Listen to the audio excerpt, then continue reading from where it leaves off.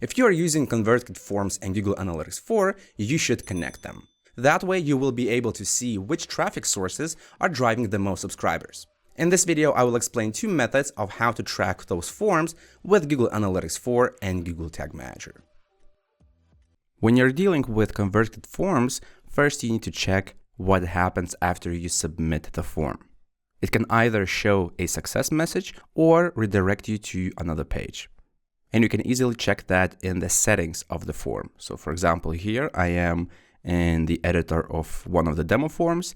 And if I go to settings, here I will see that this particular form will just show a success message. Or another option is to redirect to an external page. First, let's take a look how you can track forms that just show a success message. That message will look something like this. To track this form, you should check the description of this video, where you will find a link to a blog post. And in this blog post, you should scroll down and find a little piece of JavaScript code that looks like this. Copy it, and then go to Google Tag Manager container, which is installed on a website with this Convertkit form. In Google Tag Manager, go to Tags, New, Tag Configuration, and then select Custom HTML. Then paste it right here and set this tag to fire on all pages. Then let's name this tag. I usually name them like that. CHTML stands for Custom HTML. And then I enter Convertkit Listener. So this custom code will be looking for form submissions, and that form submission must contain a particular parameter which is unique to Convertkit. And once that is noticed, then it will make a Convertkit submission event visible for Google Tag Manager. Save the tag, and then let's test if this is working properly. Click Preview. Then in this field, you should enter the URL of the page where you have the Convertkit form. By the way, this method applies to various types of Convertkit forms. It can be embedded form, pop-up, and so on.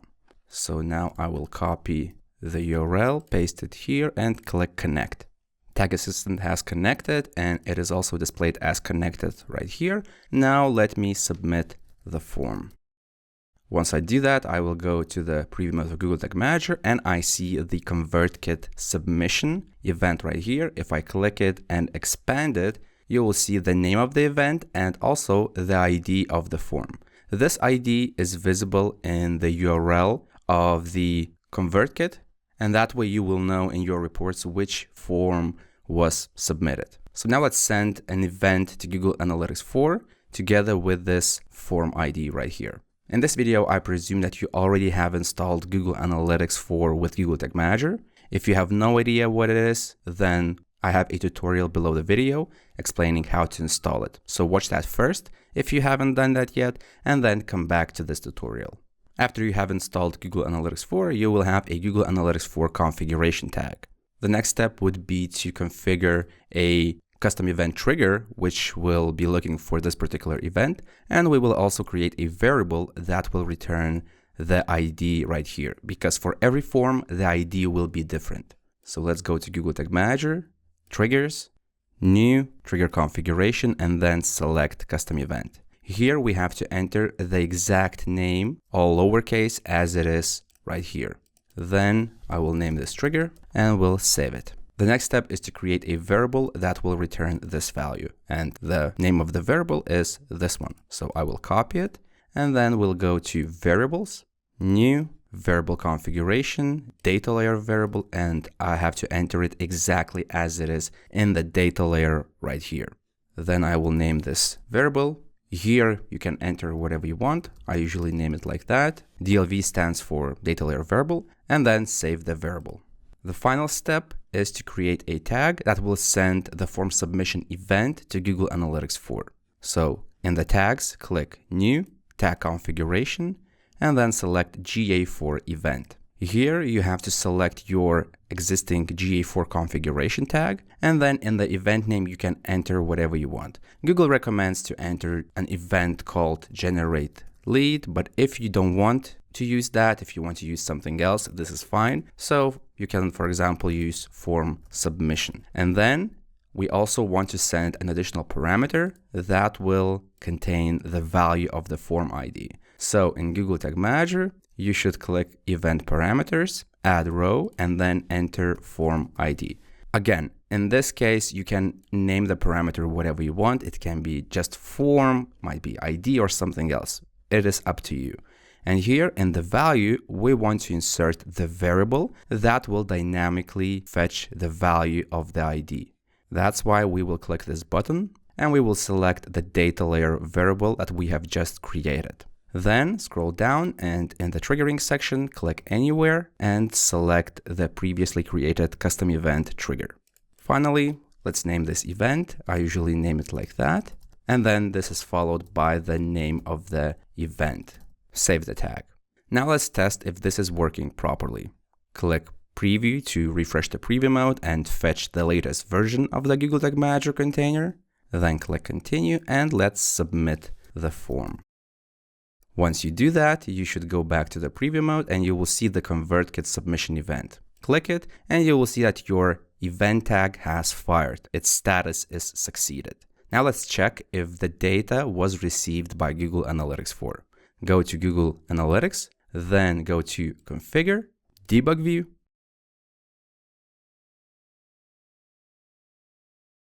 and then you will see the form submission event right here. You can click it and see what kind of parameters were sent. And one of those parameters is form ID. If you click this triangle to expand it, you will see the ID of that particular form. So once you made sure that everything is working properly, then you can go to Google Tag Manager, click submit, then complete all the necessary steps, and that way you will publish your container changes. From that moment, the Convertkit form tracking will start working for all the website visitors. Later in this video, I will explain where to find that data in reports. Now let's take a look at another example. If the form redirects the visitor to another page, for example, thank you page. So here I will submit the form just to see how that works, and I click subscribe. And here we have a thank you page. The URL of the page is a bit different. And based on that URL, I know that this is not just some random page. This is a success page, or in other words, thank you page. So if your forms behave like this, then you could do the following thing. Let's go to Google Tag Manager and let's pretend that I don't have any forms that just show the success message, but instead all of my forms redirect a visitor to a thank you page. That is why I will reuse this tag, but the trigger and some of the configuration in the tag will be different. So first of all, in Google Tag Manager, I need to configure a condition when do I want to send the event to Google Analytics 4. And in my case, that could be when the page loads and the page URL contains this part. That is why I will go to Google Tag Manager, Triggers, then click New, Trigger Configuration, and then Page View. And then I select some page views where page URL contains, and it should contain that part right here.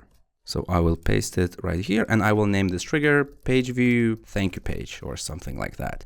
Click Save. Now I will go to tags and I will edit the existing form submission trigger. I will change the trigger from this custom event to my new page view trigger. So I will click this to remove the existing trigger, and then I will select page view thank you page. When you're working with thank you pages, unfortunately, form ID will not be available on the thank you page because we're not using that custom code that I previously shared. That is why this form ID parameter is no longer needed for now. So if you have, for example, just one form, then this kind of setup will be enough because you will know that form submission means that your one Converkit form was submitted. So first let's test this and then we will take a look at what can we do if you have multiple forms. So I will click Save. Then I will close my current Google Tag Manager preview mode and the website. And then I will click Preview to start a new preview mode. And then I will enter the URL of my second form, or actually the page where that second form is, because I want to test this. Now let's click Connect and then I will submit the form. Click Subscribe. It says thank you, and here in the preview mode on container loaded, which is related to the page view trigger, I see that my form submission tag has also fired. Now if I go to Google Analytics and Debug View, I click on this blue circle to unpause it, I will see a new form submission event, and if I click it, you will see that there is no form ID parameter, but based on the page location, I know that this happened on that particular thank you page. But what if you have multiple Convertkit forms that redirect visitors to another page? In that case, there are basically two options. One option could be that maybe you have unique thank you pages for each form. For example, here in the settings of this particular form, the page currently redirects to this one. But maybe you have different pages. For example, one form has this URL where it's Convertkit 1, and then you know what form is related to this thank you page. Maybe the second form is redirected to another page where the URL is slightly different. That way, just by looking at the URL of a thank you page, you will know which form will it be. In that case, you can either have one tag and one trigger to fire on all of those thank you pages if the URL structure is fairly similar. For example, if all your thank you pages start with /thank you, or at least contain that, then that might be a condition of your trigger in Google Tag Manager. So in that case, instead of going way too specific, you could just use something like that. And then the thank you page of the first form and of the second form and of the third form will still activate this trigger and your event tracking will work. If that's your case, then you can go to your tag.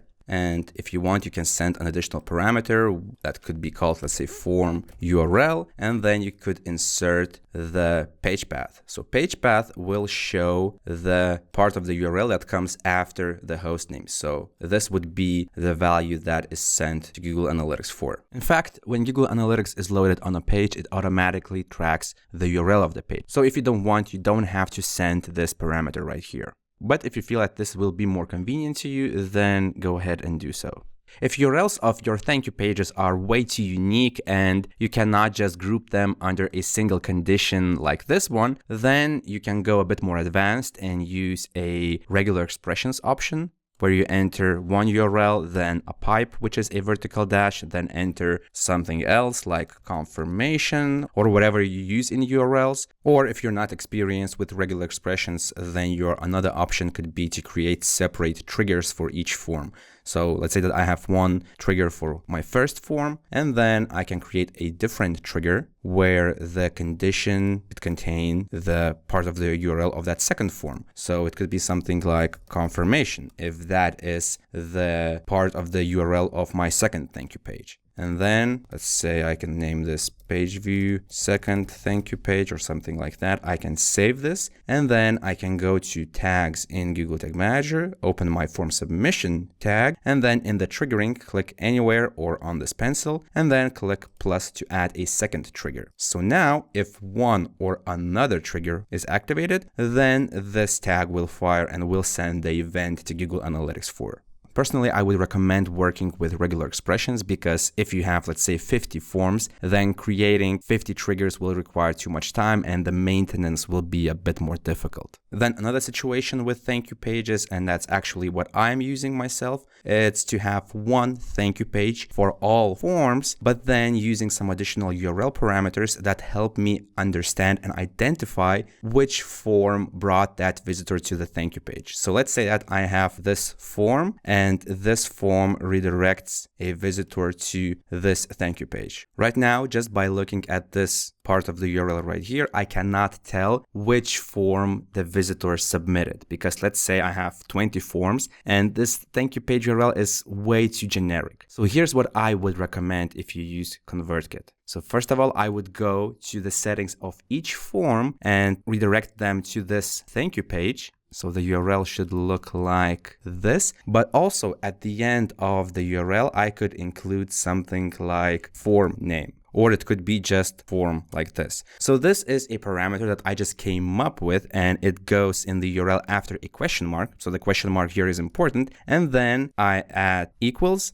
and then the name of the form. So here I enter the actual name that I have in my interface. So this helps me easily understand which form is it related to. So I could enter something like GTM plus test plus inline form redirect or something like that. And then click save. Now then you would need to go and do the same thing for all other forms that redirect visitors to thank you pages. Just make sure that the value that goes right here would be different for every form, because later in Google Tag Manager, we will use this part to distinguish what form was submitted. Now let me save this form, then I will go back to the initial form page. We'll probably do the hard refresh. and then I will submit this form. Then I click subscribe, and let's test if this is working properly. So yeah, the thank you page URL and my additional form parameter right here. Now let's configure Google Tag Manager to take this value, and I mean to read this parameter and get this value.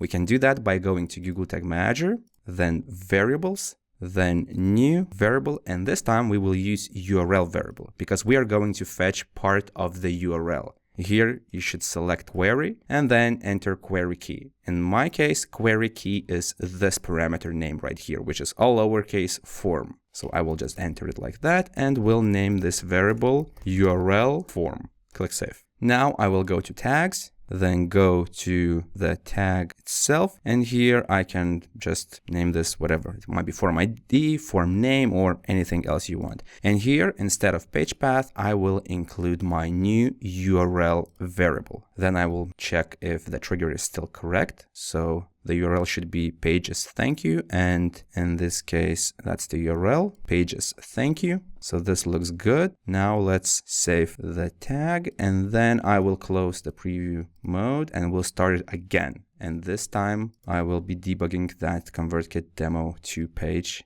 once again. So click preview, then click connect, and now I will submit the form to test this. Click subscribe. Here I am on a thank you page, and if I go to the preview mode, click container loaded, I will see that my form submission tag fired. Now let's go to Google Analytics, and here I should be waiting in the debug view for my new form submission event. And here is the event, and if I click it, I will see form ID parameter, and this is the text that was captured by Google Tag Manager and was sent to Google Analytics 4. This was possible because of that URL variable. So if I go to container loaded and variables in Google Tag Manager preview mode, here I will see the value of the variable. And if you have, let's say, 20 forms, you will need to edit their settings one by one. I know this will require some manual work first, but in the long term, this will definitely pay off. So this was the setup of how to track various Convertkit forms. Now let's take a look at where can you see that data in Google Analytics.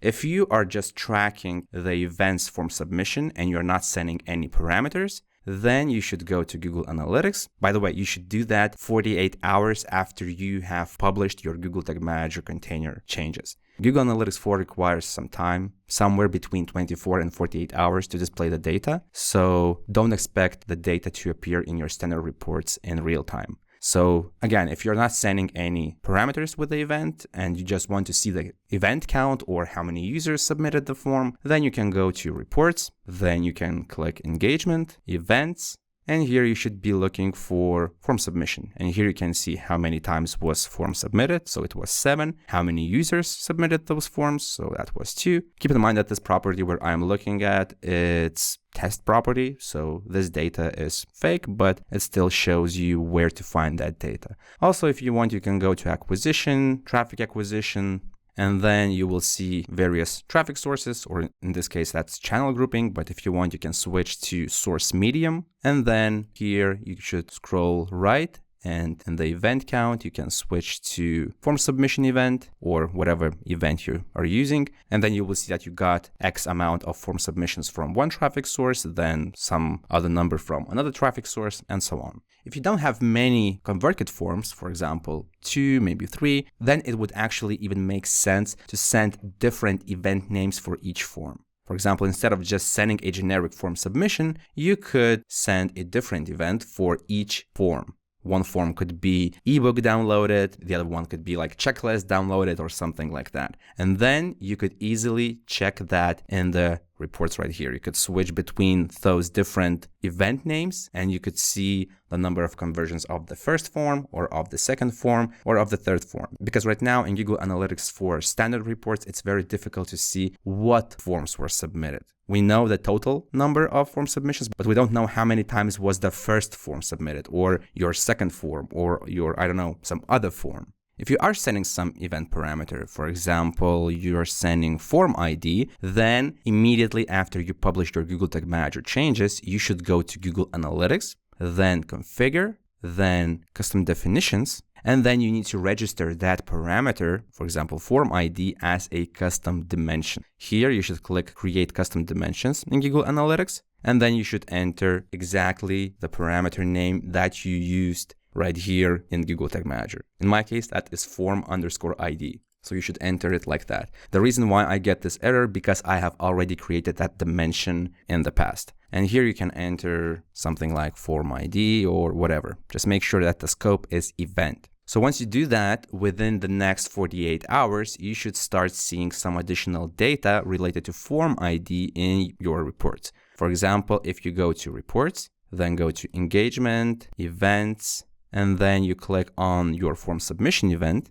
then you can scroll down and keep looking for the widget that is related to your custom dimension. In my case, that is form ID. So now I see how many times was each form submitted. The reason why I have this not set, because just for testing purposes, I sent some events without form ID. And then if you want, you can build more complex custom reports. That should be done in the Explore section, but that part goes a bit out of scope of this video. So if you want to learn more or just get started with explorations, I will add some additional links in the description. Or if you want to learn how to work with them really well, then take a look at my Google Analytics 4 course. I will also post a link to it below the video.